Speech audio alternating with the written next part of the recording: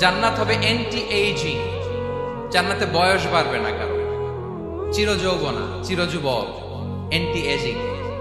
আপনারা জানেন যে বর্তমান পৃথিবীতে এন্টি এজিং ক্রিম পাওয়া যায় না? ক্রিম, কথা বুঝতেছেন? এন্টি এজিং ক্রিম পাওয়া যায়। তারা বলে এই ক্রিম মাখলে চামড়ায় ভাঁজ পড়ে না। এটার দাম আছে কিন্তু অনেক।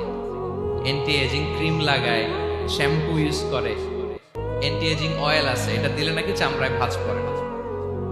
ইভেন ভারতের অনেক বড় একজন ব্যবসায়ী মুকেশ আম্বানি, নাম শুনছেন না? যে তার ছেলের বিয়ে হয়ে গেল,